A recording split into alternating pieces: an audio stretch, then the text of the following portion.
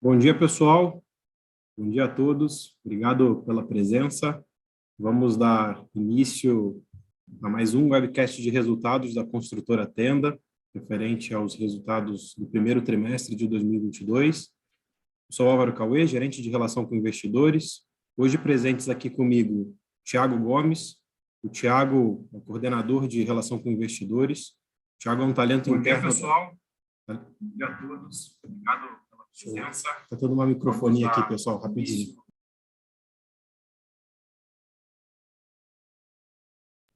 Perdão, desculpa.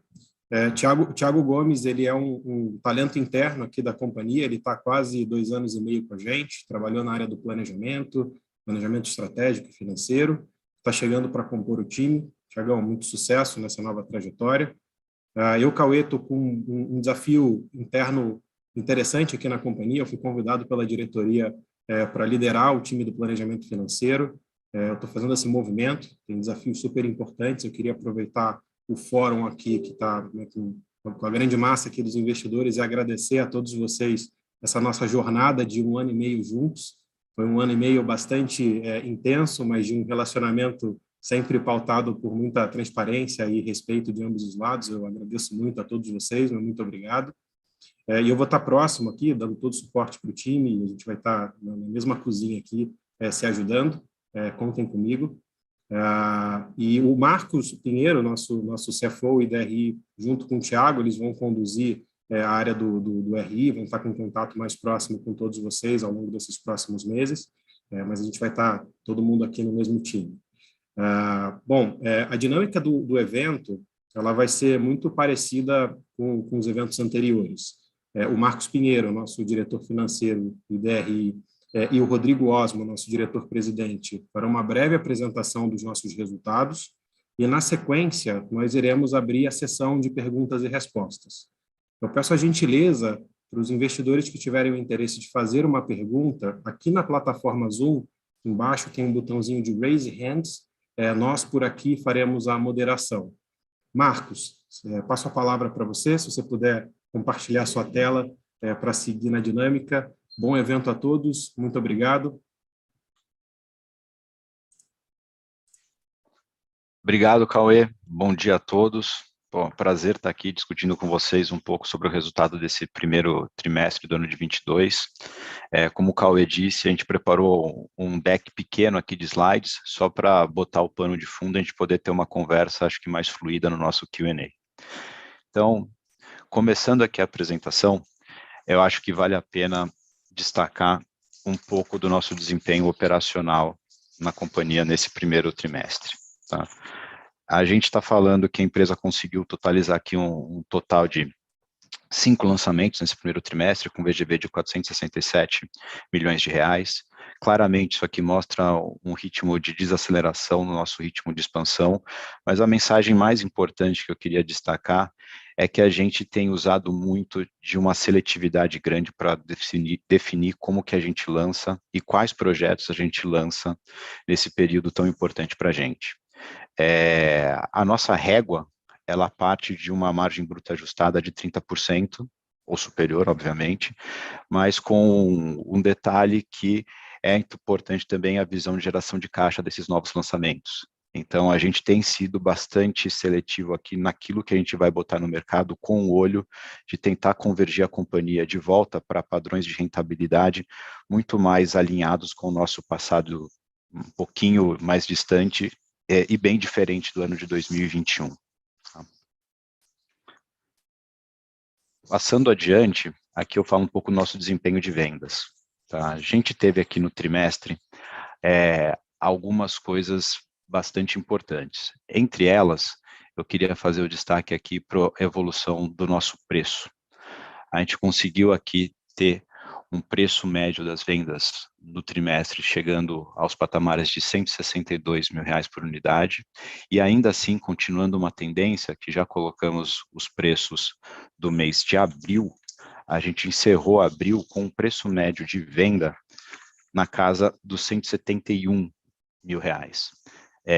De novo, acho que a gente não pode tomar aqui as glórias por todo toda essa evolução de preço. Obviamente que durante essa trajetória, desde o início do ano, houve 2 ajustes na curva de subsídios do programa Casa Verde e Amarela, mas mesmo assim, no gráfico do lado direito do slide, a gente quebra um pouco também do esforço que o nosso time ainda tem feito para ajustar a nossa estratégia de precificação e nossa estratégia comercial para a distribuição dessas unidades habitacionais. Passando para o slide 6, eu acho que vale muito recordar aqui aquele compromisso que a gente tem firmado já há alguns trimestres de privilegiar a geração de resultados na empresa. E, obviamente, isso aqui vem aliado, de certa forma, com aquele trade-off de VSO versus preço. Então, a gente consegue observar de uma forma bastante clara aqui que esse trade-off está sendo executado e está bastante alinhado com o nosso compromisso, de novo, de trazer a empresa para aqueles patamares, naquele intervalo de margem bruta ajustada que a gente acredita que são os maximizadores da geração de valor da empresa. Passando para o slide 7, acho que aqui fica super importante mostrar um pouco da nossa REF. Tá? A gente teve acho que uma feliz realização aqui em observar que a REF das safras de vendas desse primeiro trimestre do ano de 22, ela acabou ganhando 1,1 pontos percentuais, isso mesmo num contexto onde a gente fez um ajuste das nossas expectativas de inflação e, obviamente, isso acabou diluindo as margens das nossas safras anteriores, que fica muito bem refletido nesses gráficos que a gente deixou no slide 7.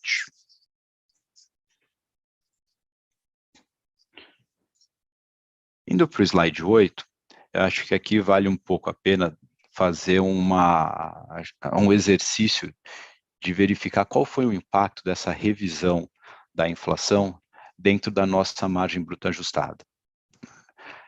A gente firmou um compromisso, só para lembrar com vocês, no trimestre passado, de que tempestivamente a gente passaria a ajustar, quando for necessário, as nossas expectativas de inflação que estão inseridas no contexto dos orçamentos dos nossos projetos, e esse trimestre aqui acabou sendo a prova viva de que esse processo interno da companhia, ele está bastante azeitado, está fluindo, e isso retroalimenta o nosso sistema de tomada de decisão, de forma que a gente pode ter uma informação muito aderente à realidade para que possibilite uma formação de preço que consiga gerar margens. Tá?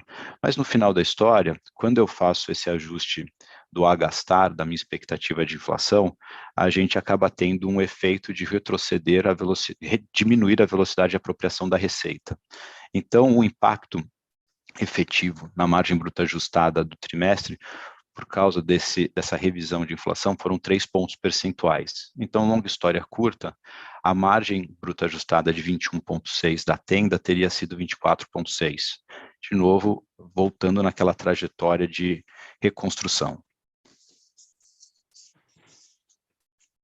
Passando adiante, a gente apresenta no slide a evolução do lucro líquido da companhia. A gente encerrou esse primeiro trimestre do ano de 22 com 67 milhões de prejuízo na empresa. Esse prejuízo, obviamente, ele acaba sendo um reflexo de uma estrutura de rentabilidade aquém da necessária para remunerar o capital.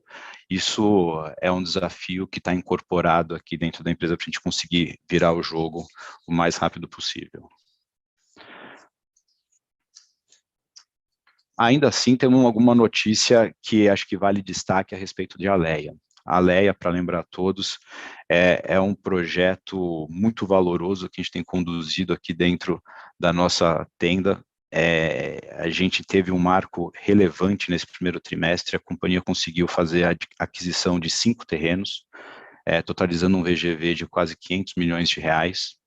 E ainda assim, nesse primeiro trimestre, a gente finalizou o empreendimento de Mogi e começamos mais um ciclo de aprendizado que está associado a quais são as dinâmicas de pós-ocupação dessa proposta de valor tão diferenciada que são as nossas casas.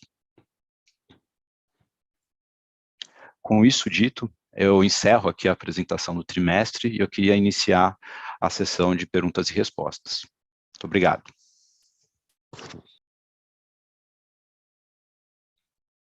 Obrigado, Marcos. Pedir a gentileza de compartilhar a tela aqui, por favor.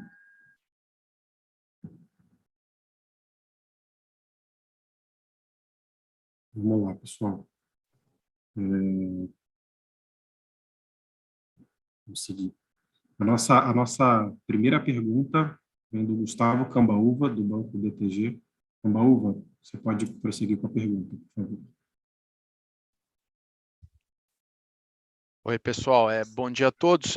Eu queria fazer duas perguntas aqui. A primeira, vocês podiam comentar um pouquinho sobre esse ajuste, né, de orçamento que vocês fizeram agora no primeiro TRI. Vocês podiam comentar um pouquinho aí quais foram, talvez, as premissas aqui, quanto que, vamos dizer assim, vocês têm de inflação hoje, como isso se compara ao que tinha ali no quarto TRI, porque até eu lembro que na época do resultado do quarto TRI, vocês até comentaram que, de fato, enfim, estava um pouquinho defasada a questão da inflação, mas entender o que já tem na conta e o que foi essa premissa aí para esse ajuste de 22 milhões na receita que vocês fizeram no TRI. E a minha segunda pergunta é um pouco em relação à alavancagem, né, o endividamento. Queria entender um pouco como é que vocês estão vendo isso aí para frente, né? No TRI teve um cash burn alto, mas queria entender como que vocês estão vendo para equalizar essa dívida e trazer ela talvez mais para aquele patamar que vocês miram, se vocês estão de alguma maneira olhando para talvez, sei lá, venda de recebível, ou se tem alguma negociação aí com os credores, até por conta do covenant das dívidas, ou, enfim, reduzir um pouquinho o tamanho da companhia, entender um pouquinho como é que vocês estão pensando em equalizar um pouco a alavancagem. É isso. Obrigado, bom dia. Bom dia, Cama. Obrigado pelas perguntas. Vou começar aqui pela inflação, tá?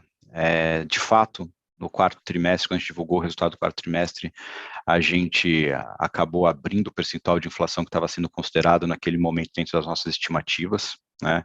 É óbvio que entre a data que a gente fez a nossa revisão orçamentária e o dia do call de resultados, aconteceu uma guerra nova no mundo, aconteceu uma miríade de coisas que fez o cenário se mudar de forma bastante relevante ali. E ficou um gosto de que, putz, a gente precisaria ajustar essa estimativa. Bom, fato é que estamos fazendo isso aqui nesse primeiro trimestre, tá bom? O percentual exato de ajuste, esse aqui a gente vai se privar de dividir com todo mundo, porque é uma estimativa, cada um tem a sua, mas eu acho que vale a pena destacar que a gente parte aqui para fazer essa conta da melhor informação que a companhia tem. Isso acaba sendo um mix de projeções de índices de inflação que a gente compra de consultorias especializadas e a ponderação da nossa cesta de materiais, assim como contratos que a gente tem firmado com alguns fornecedores que, de certa maneira, acabam compondo uma estimativa de índice de inflação para a tenda que não necessariamente é igual aos índices públicos divulgados por aí.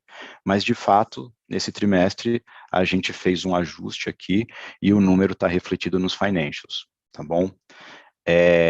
Sua segunda pergunta com relação à alavancagem para frente, eu acho que ela está super acertada do ponto de vista de que, cara, esse é um tema muito relevante para a gente.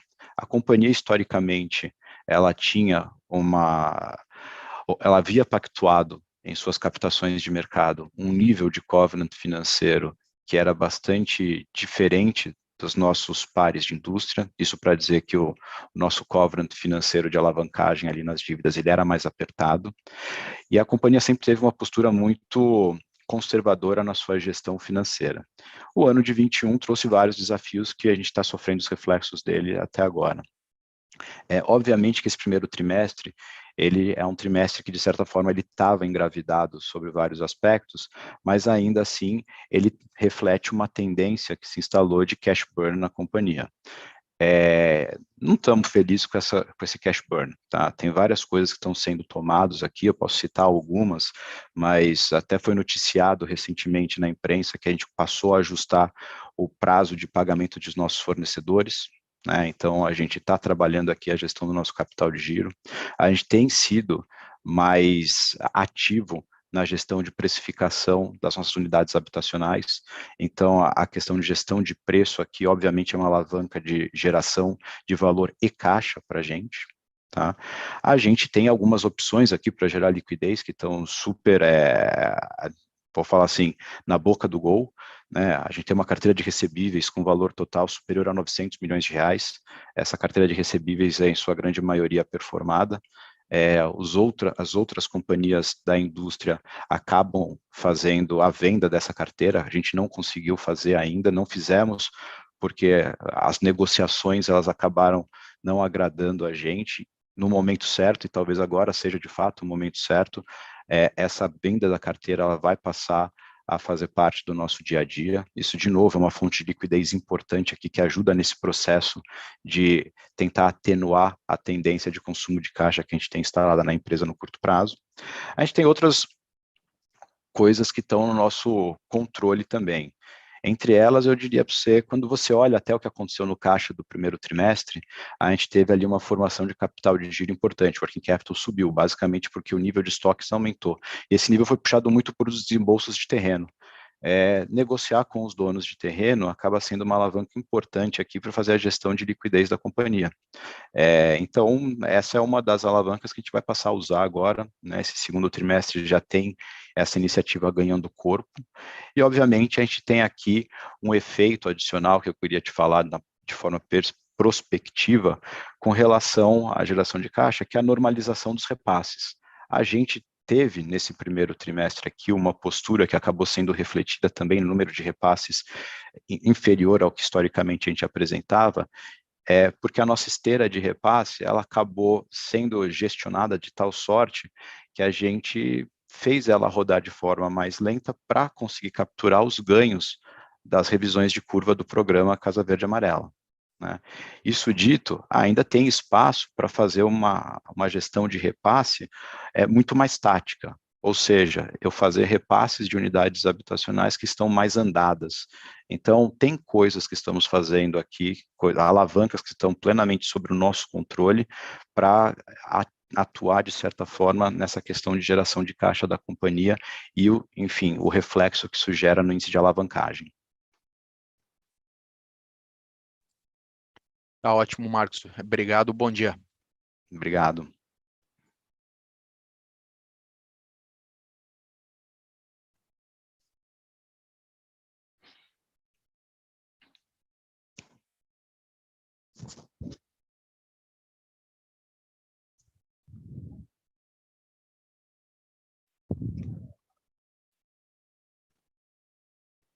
Sou eu, Cauê, você estava no mudo. Não sei se vocês estão me ouvindo. Opa, pergunta.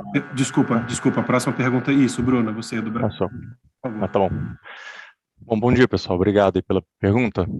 Queria fazer duas perguntas, Osmo. No release, vocês comentaram aí, quando abriram esse gráfico, do quanto a nova curva de subsídio tem ajudado aí no repasse de preço, né?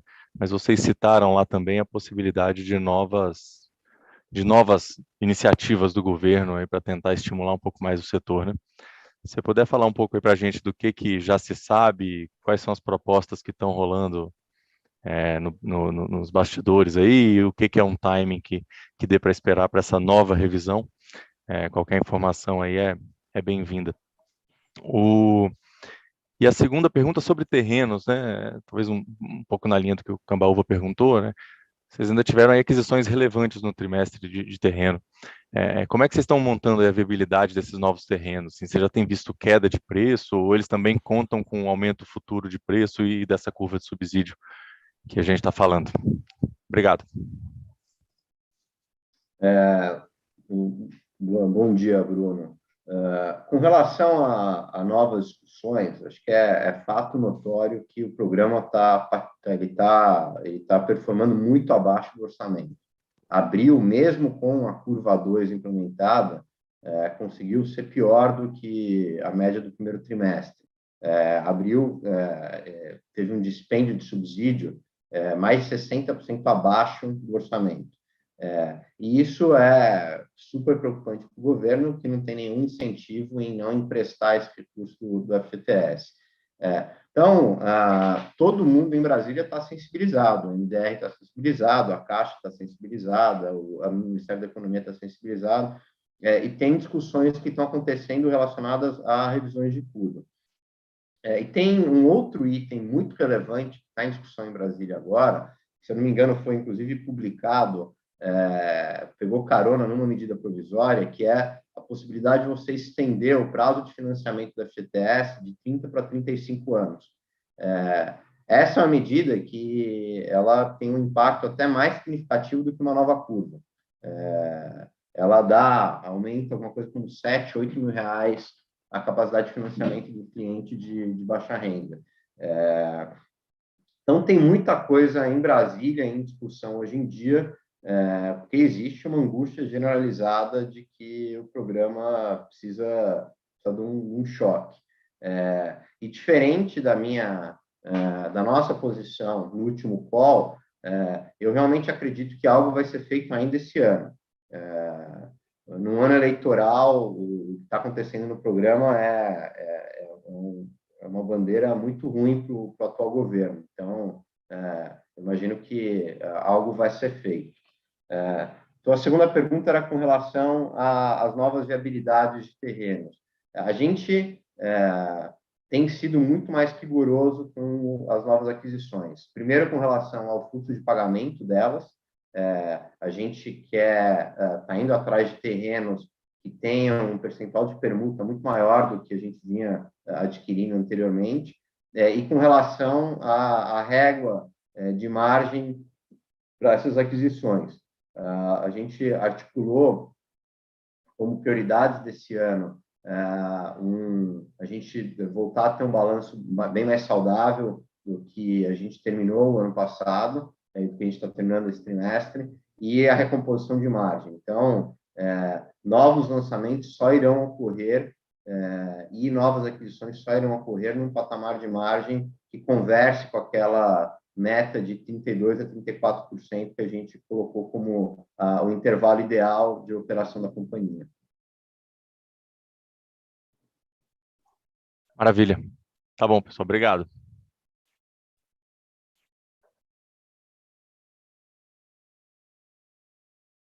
Nossa próxima pergunta vem da Aline Caldeira. Aline, você pode prosseguir. Oi, pessoal. Bom dia. Obrigada por pegar minha pergunta aqui. É uma perguntinha com relação à estratégia de aumento de preço. Vocês imprimiram já um aumento no preço médio de venda nesse TRI.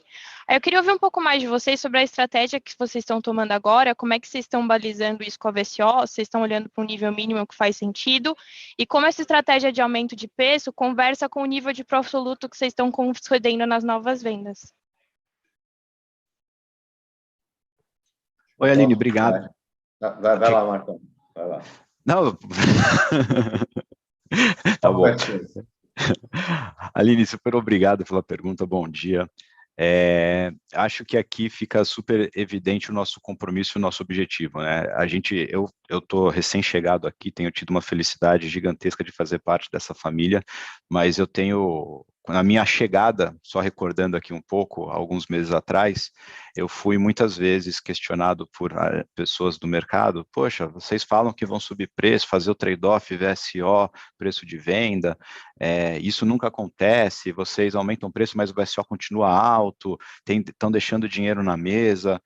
E eu particularmente, aqui o Osmo, toda a diretoria, a gente leva esse tipo de comentário muito a sério. Isso é um negócio que incomoda bastante a gente se desafia constantemente a tentar endereçar essa percepção que ficou dinheiro na mesa, tá? Olhando para frente, estamos trabalhando sim com cenários de ser mais assertivos na questão de precificação. A gente tem indicadores relevantes de que ainda há espaço para a gente trabalhar um aumento de preço. Quando a gente realizou, vou te dar um exemplo aqui, no mês de março a gente fez uma pesquisa com todos os nossos clientes, e nessa pesquisa a gente constatou que mais de 75% deles haviam recebido dissídio nesses primeiros 3 meses do ano. O que esse negócio faz no final da história para a gente? O dissídio aumenta efetivamente a renda nominal do nosso público-alvo, e eu tenho um público que agora se qualifica de forma mais ampla aí a financiamentos e tem acesso a realizar o sonho da casa própria aqui através das nossas unidades habitacionais. Isso dito, temos espaço para continuar subindo o nosso preço. O VSO começou uma trajetória descendente, mas até quando a gente olha as vendas diárias do próprio mês de abril, a gente viu que mesmo com o aumento de preço substancial que aconteceu, ela se manteve flat, basicamente. Então, o compromisso aqui é de maximizar a geração de valor, tá? Não tem um nível que a gente está mirando de VSO especificamente, o que a gente está mirando é reconstruir a nossa margem. Então, a gente tem um compromisso interno de realizar uma recomposição de margem de forma gradativa e, acima de tudo, tá? Fazendo um link com a segunda parte da sua pergunta, a gente tem privilegiado aqui o ganho de preço na nossa estratégia através de ganho de preço raso.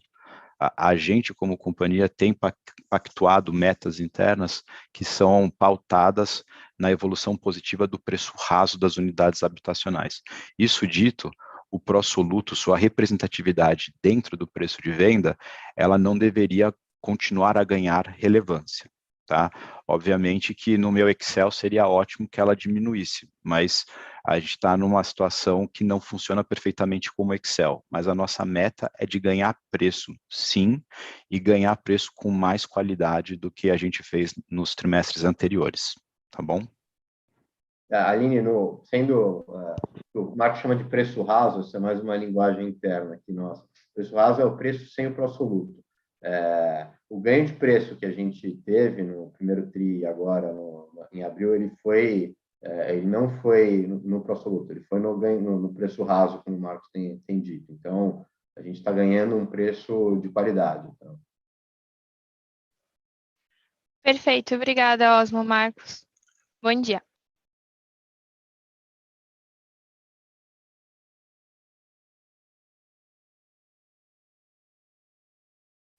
Olá, pessoal. Nossa próxima pergunta vem do Igor Altero. Igor, da XP. Igor, você pode continuar, por favor. Oi, pessoal. Bom dia. Obrigado pela apresentação. Duas perguntinhas aqui do meu lado. Primeiro entender um pouco qual que seria o tamanho da companhia, aí, né, pensando em número de unidades, dentro desse cenário aí que vocês estão mais seletivos, né, com relação à rentabilidade, né, focando nos projetos que vocês mencionaram com margem bruta acima de 32%, 34%. E o segundo ponto que eu queria tocar é um follow-up ali na questão da nova atualização ali, né, da curva do programa. Se vocês enxergam também, se é só o piso ali do faixa 2 que deve ser beneficiado, ou se pensar no topo do faixa 2 ou até o próprio faixa 3 deve ser beneficiado de alguma maneira na visão de vocês. É isso, obrigado.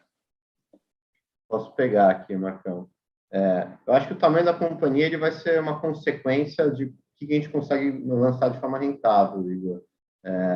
E isso depende de fatores internos. A gente tem uma agenda muito grande de grande produtividade dentro da companhia. Então, quanto mais produtividade a gente conseguir ganhar, quanto mais qualidade na aquisição de terrenos, quanto mais a gente conseguir implantar projetos de alta rentabilidade, mais a gente vai conseguir lançar. E também depende de contextos externos, né? E esse é uma incógnita muito grande, porque quando o programa está operando 60% abaixo do orçamento, a dimensão do ajuste que precisa ser feito é uma incógnita para a gente. Pode ser um ajuste que aumente em 30% os nossos lançamentos em função a um cenário sem ajuste, pode ser que dobre, ou mais do que dobre, a quantidade de lançamentos num cenário sem ajustes. Mas porque isso tem muita incerteza ainda de como é que essa demanda vai acontecer. Mas o nosso compromisso a gente só vai lançar projetos que tenham uma rentabilidade atraente em linha com a nossa ambição de longo prazo. Com relação à curva, eu acho que tem várias conversas acontecendo e elas, eu acho que várias delas têm impactos nos vários segmentos de renda, mas, como sempre, a parte do programa que mais está sofrendo é o segmento de entrada, o grupo 1 e o grupo 2. Com certeza, qualquer ajuste que seja feito, ele teria um impacto desproporcional nos grupos 1 e 2. Mas pode sim ser que tenha algum resquício para os demais grupos. Tá ótimo. Obrigado, Rodrigo. Obrigado, Cauê, Marcos, Thiago. Legal, Igor. Vamos lá. Essa próxima pergunta vem do André Mazzini, do Citi. André, você pode prosseguir, por favor. Oi, pessoal. Obrigado pelo call. Minha pergunta, duas também, como sempre. A primeira é sobre as vendas de abril, né? Se a gente tentar botar, trimestralizar, né? Fazer vezes 3 ali, o que vocês venderam em abril, daria de venda bruta algo já acima de 800 milhões, nos parece, né? 171 de preço médio, 52 de run rate de unidade vendida por dia. Fazendo isso para o TRI, daria acima de 800 milhões. Se é isso mesmo, se então teve um pick-up na margem de venda, dado que vocês estão puxando preço, agora em abril, e se isso vai se... claro que é difícil de dizer, mas dá para esperar ficando nesse patamar para frente. E a segunda pergunta seria sobre o pre-buy de inputs, né? Acho que vocês, historicamente, foram muito just-in-time, cabeça um pouco mais de lean manufacturing, se, dado que, enfim, aumento de preço de input continua, se vale a pena mudar um pouquinho mais, carregar um pouco mais de estoque. Eu lembro que vocês tinham começado com um CD, acho que em Embu das Artes, para entrar no processo de produção e talvez carregar mais estoque. Se faz sentido isso ou continuar just-in-time, lean, vai ser o que vocês vão fazer para frente. Obrigado. Posso pegar aqui também, Marcão. Eu não fiz essa extrapolação das vendas de abril, mas ter o número de 800 milhões para venda bruta, ele não deve estar muito errado, não. Acho que se a gente multiplicar abril por 3, daria uns 700, 800, né? Eu não lembro, eu tenho que fazer essa conta. Você fez a conta bonitinha, né, Mazini? Então, deve ser por aí, o número não é estranho. Uma coisa que eu acho que é super importante nas vendas de abril é o seguinte: a gente não tem esses dados oficiais, mas a venda do primeiro trimestre, ela entregaria uma margem REF de 24% a 25%, uma margem bruta, desculpa, de 24% a 25%. E abril tem uma margem esperada 2 a 3 pontos percentuais acima daquilo que foi entregue no primeiro trimestre. Então, se a gente pegar as vendas de abril e elas virassem o novo patamar da companhia, essa é uma empresa que estaria operando com 27, 28% de margem já a partir das vendas de abril, sem nenhum outro ajuste, e considerando a provisão de inflação, já com um orçamento de custos, na nossa visão, bastante conservador, não no sentido de que tem manga, mas que a gente não tem, diferente do ano passado, que a gente estava desconfortável com os orçamentos, a gente não tem nenhum desconforto hoje com os orçamentos de custos da companhia. Então, realmente é a expectativa de convergência dessa margem com o resultado de abril. E a gente, como o Marcos falou, a gente não quer parar por aqui. A gente gostaria de continuar enxergando ganhos de preço a partir dos próximos meses. Tua segunda pergunta era compras, né? Compras antecipadas. A gente teve, sim, compras antecipadas nesse primeiro trimestre, de alguns insumos específicos, onde a gente sabia que haveria um aumento relevante de custo, mas isso não é uma parte super relevante do nosso capital de giro. Não é aí que a gente teve variações relevantes do capital de giro. A empresa continua numa filosofia de operação just-in-time. Isso é a fonte do nosso diferencial competitivo. Nós somos o lowest cost provider exatamente porque a gente enxerga a nossa obra como uma grande linha de produção e just-in-time é parte do diferencial competitivo que nos permite eliminar todas as ineficiências do processo. Então, isso não muda, mas a gente não vai virar uma empresa normal com enormes buffers entre atividades, com vários estoques de segurança parados desnecessariamente. Obviamente, a gente vai ter estoques de segurança em materiais onde a gente tenha riscos de fornecimento. Isso foi um aprendizado importante do ano passado, mas isso não briga com a filosofia de just-in-time. A gente continua sendo uma empresa de just-in-time. Osmo, obrigado. Bom dia. Bom dia.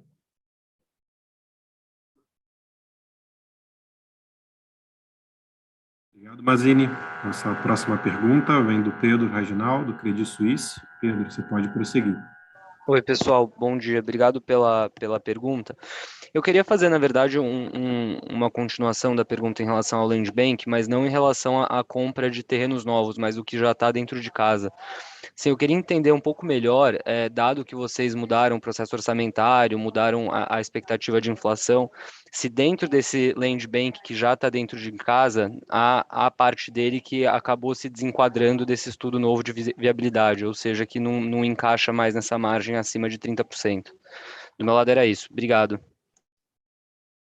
Tem sim, Pedro. Tem terrenos que hoje são terrenos que a viabilidade não para de pé. Então, como eu disse, esses terrenos, eles, por enquanto, estão on hold, eles estão fora do nosso programa de lançamento, e a gente precisa analisar terreno a terreno, que terrenos que são irrecuperáveis, eu acho que é uma minoria, uma parte desprezível do nosso land bank, e que terrenos que estão num limiar, onde um ganho de eficiência interna, uma reaprovação de projeto, ou mesmo novos parâmetros do Casa Verde e Amarela trariam esses terrenos para o jogo de novo. E isso é a enorme maioria dos terrenos que hoje não tem uma rentabilidade atraente. Então, existem sim terrenos que estão num purgatório hoje em dia.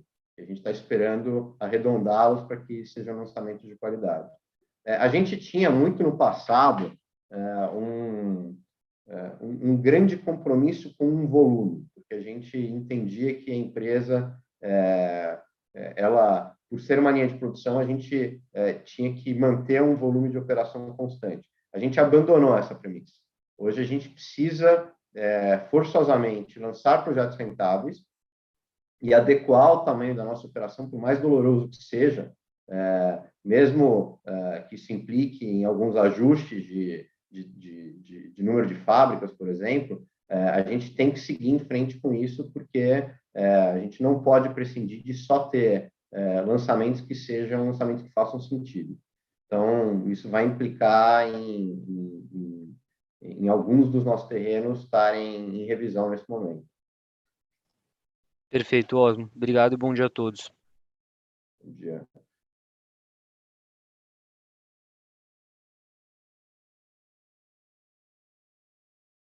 Essa próxima pergunta vem do Marcelo Mota, do JP Morgan. Mota, você pode prosseguir, por favor. Obrigado, Álvaro. Duas perguntas. Olhando aí a questão do cash burn aí nesse trimestre, vocês até comentaram um pouco na questão do repasse, enfim, que acabou talvez postergado um pouco, vocês pegarem uma curva melhor de subsídios, entender como é que fica a estratégia agora para os próximos tris, né? Enfim, o Osmo parece bastante otimista com alguma revisão do programa ainda esse ano, então faria sentido, de repente, continuar com um nível de repasse menor para se beneficiar aí de algo que possa acontecer pré-eleição, mas, por outro lado, a empresa também precisa controlar a alavancagem. Então, entender um pouco como é que vocês veem esse trade-off, que não deve ser fácil resolver, e entender se teve mais alguma outra coisa no cash burn aí desse trimestre diferente. E a segunda pergunta é relacionar isso com a Alea, né? No final, você tem um business aí que é intensive aí na parte de cash, talvez no curto prazo, e você está numa posição de controlar a alavancagem. Então, isso atrasa o desenvolvimento de Alea, como é que vocês pensam, acelera tentar trazer um parceiro, enfim, ver como é que está estrategicamente a cabeça de vocês aí para esse ponto. Obrigado, gente.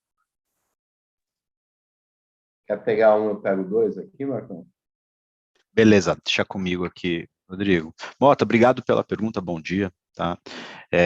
Com relação ao cash burn, eu acho que, de fato, é um ajuste fino aqui. Tá? A gente tem que ter bastante disciplina, e só para você entender um pouco qual foi o nosso racional de dilatar um pouco mais a esteira de repasses, a gente tomou essa decisão num estágio onde as revisões do programa elas estavam muito mais avançadas do que esse sentimento que o Osmo compartilhou com a gente aqui alguns minutos atrás. Tá?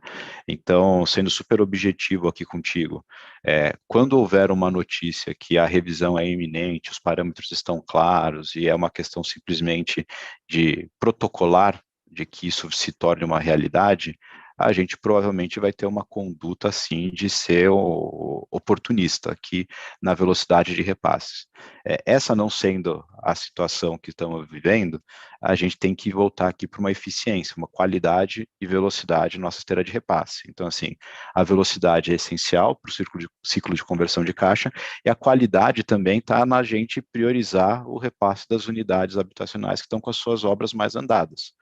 Então, a gente não deveria ficar com a esteira de repasses dilatada de forma perene. Mas quando tiver notícias importantes se materializando, a gente pode usar de novo dessa alavanca.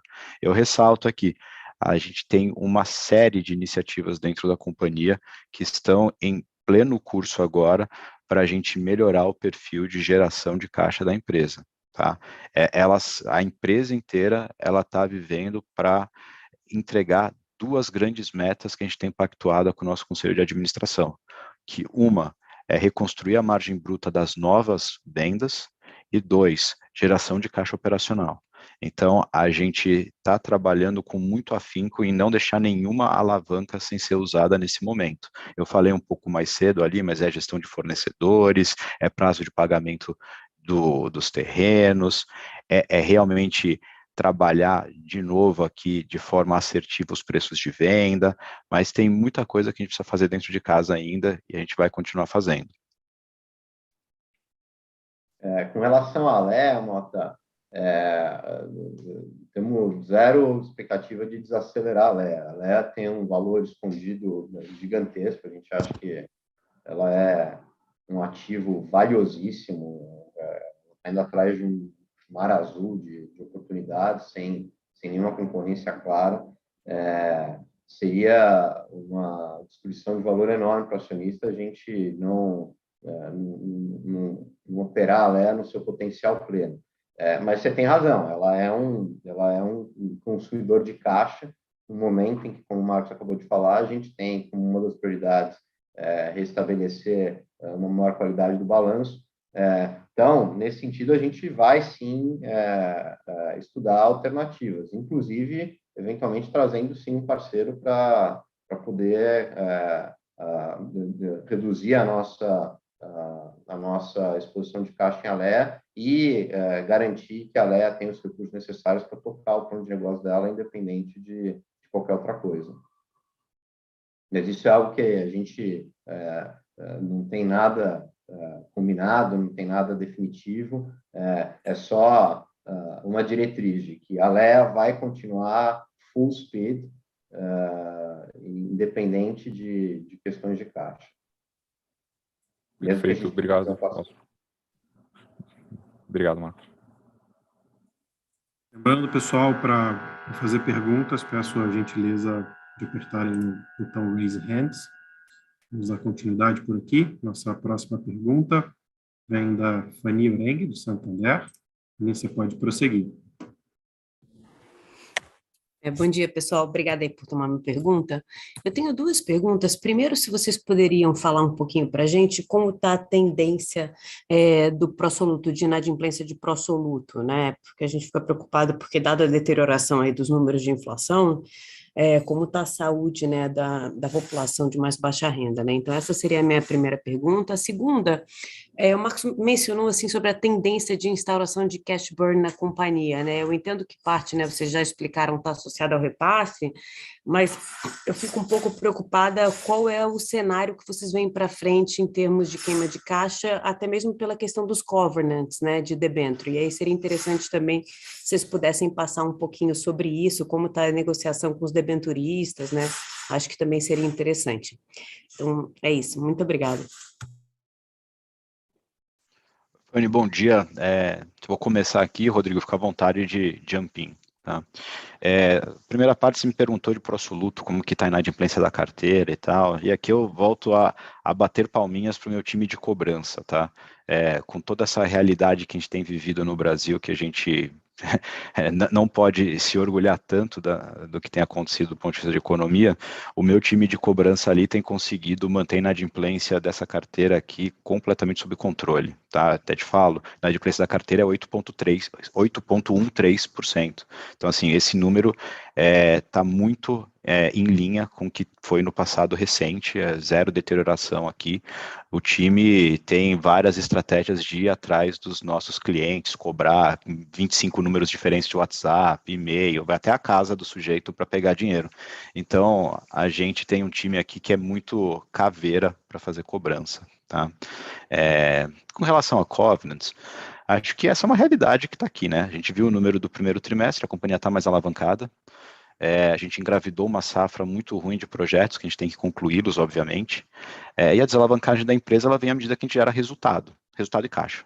Tá? Vai demorar alguns trimestres para a gente voltar naquele patamar bastante, de novo, apertado de forma relativa aos nossos pares de indústria, mas que é o patamar de covenants pactuados nas escrituras que a gente tem com os nossos credores, nas nossas debêntures e CRIs.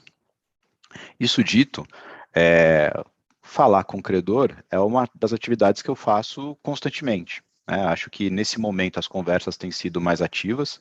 Eu posso dizer aqui com a maior humildade, a maior felicidade do mundo que todos os credores que falaram comigo se mostraram muito construtivos, muito abertos.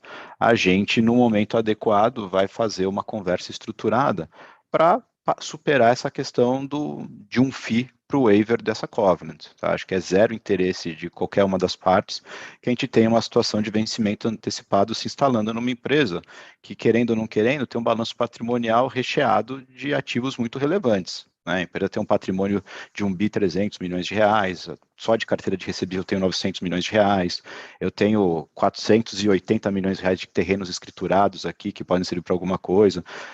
Tem muito valor dentro do meu balanço patrimonial, eu não sou uma empresa que está em estresse de forma alguma. Estou passando por um momento, de fato, de alavancagem muito fora do que foi a nossa expectativa original, mas eu acho que o alinhamento de interesses aqui, ele está muito presente, tanto entre a gestão da empresa, como a grande maioria dos nossos credores. Tá? Todas as conversas que eu tive foram conversas muito produtivas. É ótimo, Marcos, obrigada, mas você tem como dar uma cor, assim, quanto vocês acham que essa alavancagem pode bater, até mesmo para a gente estar, acho que todo mundo está na mesma página, né? Fanny, essa eu não posso te falar, tá? Eu acho que a gente tem aqui um cenário que ela deve continuar uma tendência crescente no intervalo curto de tempo, tá? Isso acho que está dado. Agora, até que nível vai e quanto tempo demora para se restabelecer, eu não me sinto confortável em dividir esse número aqui contigo, não. Mas o nosso interesse, isso eu posso afirmar com certeza, é voltar para a nossa meta de ficar mais 10, menos 10 de alavancagem. Esse aqui é uma premissa que a companhia não abandonou dentro dos seus objetivos operacionais, tá? Então, assim, vai demorar 8 trimestres, 3 trimestres, 4 trimestres, não sei. A gente vai trabalhar para que seja de forma mais rápida possível. Vamos lá, se eu vender a minha carteira inteira de pró-soluto em um mês, eu tenho 900 milhões de reais a mais de liquidez. Então, isso aqui é um tiro de canhão, mas esse não é um cenário que eu estou trabalhando, eu só estou te exemplificando que a gente está tomando as ações necessárias para voltar para o nosso nível de alavancagem, onde a gente tem um conforto. Não consigo te falar quando que isso vai acontecer, tá? Mas não deveria demorar uma década. Tá ótimo, maravilha. Obrigada, Marcos. Obrigado. Ô, Fanny, você sempre vem com essas perguntinhas aí no final, né? Última vez você pôs a gente em outra saia. Tá bom. Vou te pagar um dreia na próxima. Tá bom, Rosa. Desculpa, Fanny. Tomei uma liberdade aqui com você. Legal, pessoal. Estou verificando aqui, a gente não tem mais nenhuma pergunta aqui no chat, nenhuma mão levantada. Vou passar para o Osmo, para o Marcos, para as considerações finais, por favor.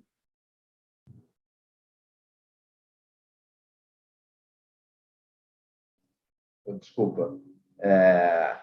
Acho que foi um trimestre, é óbvio que a empresa ela está num reposicionamento muito forte, mas os resultados desse primeiro trimestre foram resultados que, na nossa visão, foram bastante positivos nos nossos objetivos de recomposição de balanço e principalmente de recomposição de margem. Confesso que quando a gente fez o plano no final do ano passado, a gente não acreditava ainda que já em abril a gente teria margens das novas vendas convergindo para alguma coisa como 27% a 28%. Isso num contexto em que a gente teve que fazer uma revisão inflacionária relevante, porque no nosso radar não estava uma guerra da Ucrânia no meio do caminho. E a gente ainda enxerga alguma que ainda tem bala na agulha aqui, porque quando a gente pega o desempenho de abril, ele teve uma velocidade de vendas ainda bastante saudável, ainda ele não capturou na plenitude o impacto da curva 2, apesar de ter capturado uma boa parte da curva 2, e hoje a gente enxerga que existe uma discussão de fato viva e com altíssima probabilidade de ser efetivada no nosso entendimento, de novas revisões de parâmetros relevantes no programa dentro do ano.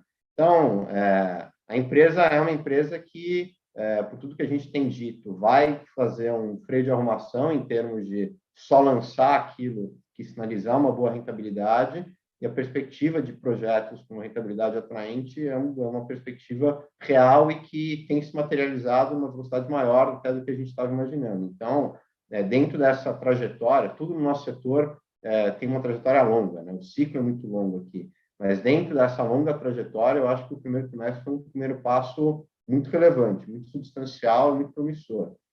Então, a gente sai feliz com esse resultado. Então, tomara que a gente tenha sequências de trimestres equivalentes a esse nessa retomada da rentabilidade da companhia.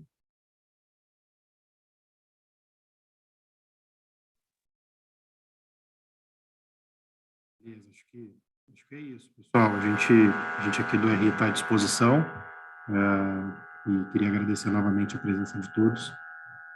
Boa segunda-feira, boa quinta-feira, né, para nós. Tá bom. Até logo, pessoal.